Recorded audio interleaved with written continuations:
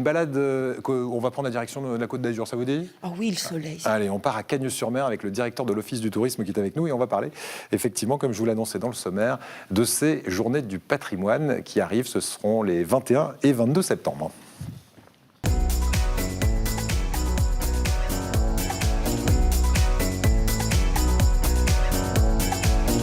Bonjour Sylvain Roger. Bonjour Eric. Merci d'être avec nous. Alors, les journées du patrimoine à Cagnes-sur-Mer, on parlera de la destination générale de Cagnes-sur-Mer, comme on fait généralement dans cette émission, après avoir parlé de l'événement de ce week-end. Vous avez choisi une personnalité emblématique de Cagnes-sur-Mer pour ces journées du patrimoine cette année. Bien entendu, c'était naturel, c'est Pierre-Auguste Renoir, puisque cette année, 2019, nous fêtons le centenaire de la disparition de Renoir à Cagnes-sur-Mer, précisément, au domaine des Colettes. Voilà, il avait sa maison là-bas, sa maison existe toujours. D'ailleurs, quand on va dans cette maison qui est devenue un musée, on a l'impression qu'il vient de sortir dans le jardin pour aller faire une petite toile. Franchement, tout est resté dans son jus depuis 1919. C'est vraiment l'esprit du lieu. Ouais. Vous avez raison, c'est vraiment ce qu'a voulu effectivement la ville de Cagnes-sur-Mer dans ce musée, c'est respecter vraiment le domaine exactement l'identique. Ce qui a fait que Renoir l'a acquis effectivement en 1908, fait qu'aujourd'hui, effectivement, les touristes, les visiteurs retrouvent cet esprit magnifique avec la vue sur le cap d'Antibes, avec cet esprit, effectivement, et cette atmosphère si particulière. Voilà, et on comprend pourquoi Renoir, qu'on voit sur ces images, était tant inspiré dans ce lieu. Allez-y si vous êtes pas loin de Cagnes-sur-Mer ce week-end pour les Journées du patrimoine. Ce sera complètement gratuit, en entrée libre, et il va se passer pas mal de choses. D'abord, on va inaugurer un atelier de plein air. Qu'est-ce qui va se passer là? Alors exactement, il y a tout un programme sur l'année, mais ces Journées du patrimoine prévoient effectivement deux événements spécifiques au domaine Renoir. D'abord, samedi 21, on aura l'inauguration à 11h de l'atelier de plein air de Renoir. Renoir avait fait construire un atelier en plein air, en extérieur, pour vraiment avoir cette quête de la lumière qui l'obsédait dans les oliviers et dans la nature. Et l'usure du temps a fait que cet atelier a disparu. Ouais. Et cette année, on a recréé vraiment à l'identique cet atelier de plein air qui sera donc inauguré samedi 21 à 11h. Voilà, donc samedi matin. Et puis alors, si vous connaissez tous la toile, le déjeuner sur l'herbe, ça vous parle? Eh bien, on va recréer dimanche l'atmosphère de cette toile. C'est-à-dire qu'on va venir pique-niquer, mais attention, en habit du dimanche des années 1900. C'est ça l'idée? C'est exactement l'esprit. Ouais. Bravo, c'est exactement ça. C'est le pique-nique des années 1900. Alors, on vient en habit faire un pique-nique. Attention, c'est quelque chose de champêtre. Ouais. Il faut respecter ces quelques règles. Il ne s'agit pas de faire un barbecue, on est d'accord. Donc on est vraiment avec les paniers en osier, les voitures anciennes, la musique également. Donc c'est vraiment une journée hors du temps.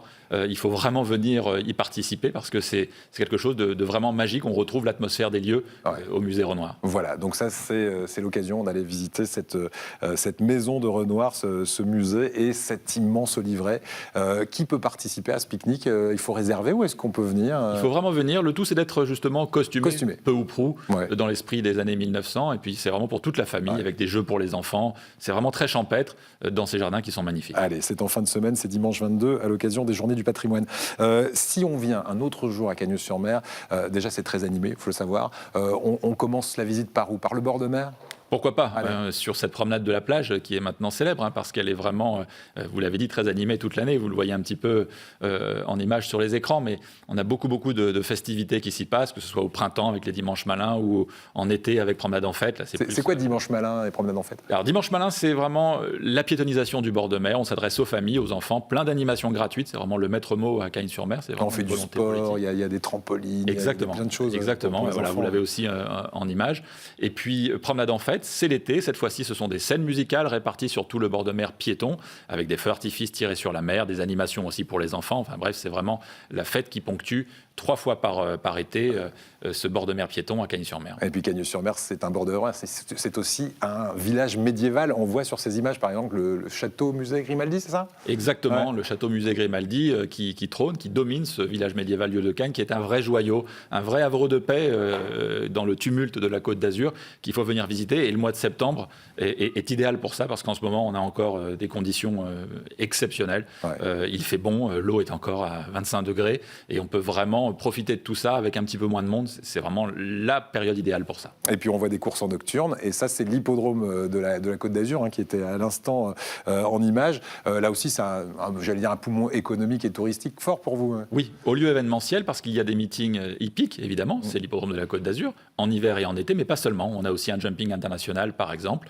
des salons aussi qui s'adressent au grand public sur les métiers de bouche par exemple, et ça c'est toute l'année. On a vraiment une grosse activité qui tourne autour de cet hippodrome de la Côte d'Azur qui nous fait rayonner dans le monde entier parce qu'on nous connaît aussi, Cagnes-sur-Mer, grâce à l'image de l'hippodrome de la Côte d'Azur. Et alors, on va vous étonner parce que j'ai appris que Cagnes-sur-Mer était devenue la destination shopping, notamment des Chinois. Vous êtes devenu une vraie destination shopping pour certains étrangers. Pourquoi ? Alors c'est vrai, grâce à Polygone Riviera, qui a ouvert ses portes il y a quelques années maintenant, qui est le premier lifestyle mall, le premier centre commercial à ciel ouvert de France, et qui cartonne effectivement sur toute la clientèle locale, régionale, mais bien au-delà, puisqu'on est devenu une destination shopping et qui plaît beaucoup, évidemment, aux Asiatiques, à commencer par les Chinois, les Coréens, qui fréquentent beaucoup en été le centre, et c'est pour nous, évidemment, un atout supplémentaire sur le plan touristique. Merci beaucoup. Donc rendez-vous à Cagnes-sur-Mer pour visiter peut-être l'ensemble de la ville et, si vous y êtes ce week-end, le musée Renoir gratuitement, avec ses animations et tous ces personnages, peut-être vous parmi ces personnages costumés, dimanche midi pour un déjeuner sur l'herbe reconstitué en vrai. On va terminer avec le petit coin de paradis de notre invité sur la Côte d'Azur. Alors vous en avez plusieurs. Je vais vous montrer une photo qui va apparaître sur l'écran. C'est notre petit quiz du matin. Parmi vos coins de paradis, il y a celui-ci. Nous sommes quelque part dans un village, chez vous à Cagnes ou chez vos voisins à Vence. Vous reconnaissez cette rue ? Oui, c'est le Haut-de-Cagnes, on l'a évoqué, et c'est effectivement un petit paradis, à l'abri de tout. On est hors du temps dans le Haut-de-Cagnes. Et dans les Hauts-de-Cagnes, là aussi, il y a pas mal d'événements. Je crois qu'au printemps, on fleurit toutes les portes du village. C'est ça, c'est une La tradition. fête des Mai, c'est une tradition, effectivement, dans le pays niçois. Nous la célébrons aussi chaque 1er mai de l'année. C'est vraiment là aussi une occasion idéale de se perdre dans ces ruelles du Haut-de-Cagnes. C'est une vraie magie aussi qui s'opère. Voilà. Et cette ruelle sert aussi, parce qu'elle est très en pente, comme tout le village du Haut-de-Cagnes, chaque année à un concours international de boules carrées, c'est ça ? Alors, pas celle-là, Eric, il faudra revenir parce que celle-là est pavée. Elle n'est pas assez en pente. Elle est pavée et elle n'est pas assez en pente. Non, celle-là, elle n'est pas assez en pente. Donc, c'est de la montée de la bourgade qui sert effectivement à jouer aux boules carrées, qui est vraiment quelque chose de très, très spécifique et qui nous a d'ailleurs attiré un éclairage médiatique incroyable parce que tout le monde est venu jouer. Vous connaissiez les boules carrées sur le plateau ? Non, j'ai l'image, c'est vraiment une boule carrée. Ah oui, la boule est carrée, elle se joue en pente. Voilà. Comme c'est en pente, et elle s'arrête au bout d'un moment. Donc, ils ont inventé ce jeu de boules carrées pour pouvoir justement y jouer dans les ruelles pentues du Haut-de-Cagnes. Jean-Angélique connaît ça. Oui, tout à fait. D'ailleurs, je crois que c'est la plus vieille association de Cagnes-sur-Mer qui met à l'honneur chaque année ce grand festival de boules carrées. Incollable, le Cercle des Amis, voilà. la plus ancienne association effectivement de Cagnes-sur-Mer. Et que maintenant, elles sont même marquées, les boules. Donc, elles sont gravées. Jusqu'à présent, elles ne l'étaient pas. Depuis cette année, elles le sont. Donc, c'est en plus remarquable. C'est bien l'experte, effectivement, de l'agenda. Bravo. Ah oui, non, mais elle connaît toutes les associations sur le fait qu'elles soient marquées, ça permet de retrouver ces boules facilement. Oui. Voilà. C'est pratique. L'intérêt, c'est qu'elles s'arrêtent dans la pente. Ah oui. Et oui. Sinon, si elles étaient rondes sur le village médiéval, je peux vous dire que ça dévalerait, ça ferait des dégâts. On va terminer avec votre chanson préférée, puisque vous avez gagné votre quiz. On vous fait entendre Likely, c'est ça ? Likely, exactement. Ouais. Alors moi, je connais la chanson, incapable de prononcer le truc. Likely ? Likely. On écoute. Ça, c'est génial.